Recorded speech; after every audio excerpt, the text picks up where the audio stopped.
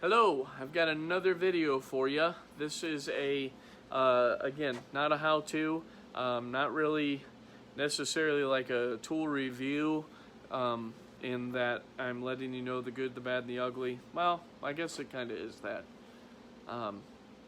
So this is like a tool review. I was doing a video on my tool belt, kind of giving a tour of it for those that cared. And there's a couple things I mentioned that I carry with me.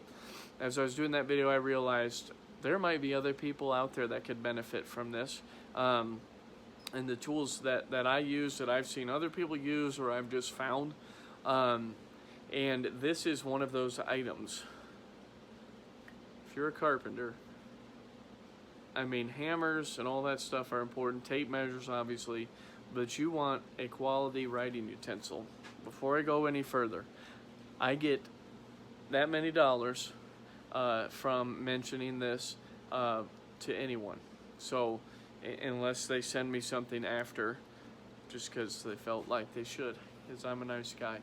But they haven't done that. So anyway, this is totally unwarranted review or plug or whatever.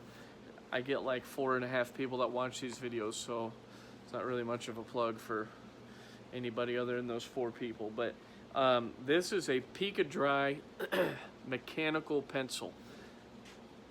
I love it. I used to use, my go-to was a Ticonderoga #2, the black pencils. And I still have some in my shop, actually. I still have one right here because frankly, I have a whole box of them and I need to use them up. But when they're gone, I'm going to buy another one of these and keep it in the shop. I love this thing for several reasons. Number one, it comes with a carrying case. I mean, who doesn't like that? So it's protecting the lead. Because if you do trim carpentry and stuff, I don't know how well this will focus, but this isn't super sharp. But if you mark on a bunch of stuff, that tip gets so rounded and you're not going to have a real crisp line. I mean, I could do a video sometime of showing you. Actually, we're going to do it right now. Alright, so what we've got here is a little piece of white oak. We got us a carpenter pencil, a Pika Dry, and a Ticonderoga. Okay? I literally just sharpened this carpenter's pencil. Now, it may be hard to tell from this video, but let's say you measured something out and you want to mark where to cut it. Okay, so you measure it, mark it with this carpenter pencil. Oh, wood's moving. Okay, there's our mark. Let's pretend you've got a Ticonderoga. I didn't just sharpen this one. This had been used a little bit. Okay, so let's go in and make our mark. All right, and Pika Dry, here we go. Again, not just sharpened. Here we go. All right.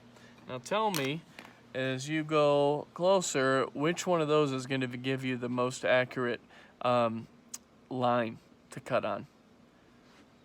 I can hear you all the way from my shop watching on your computer. Definitely the Pika Dry. Now, obviously, all these pencils can get dull over time. You need to resharpen them, but these were all fairly sharp. Like I said, I just sharpened this one. The Pika Dry can get the same way, but the benefit to this is this carrying case actually acts as a sharpener. It has one in the end of it. So you give it a couple spins on there, and that thing is rocking ready to go. So anyway, line size does matter when it comes to accuracy. Just remember that. So anyway, definitely love that this has the built-in sharpener. The other thing that's cool with this thing is the lead. You buy the refills for it. To my knowledge, you have to buy the Pika Dry refills. They're not super expensive. They're more than like the multi-billion pack of the little 0.5 millimeter things you get.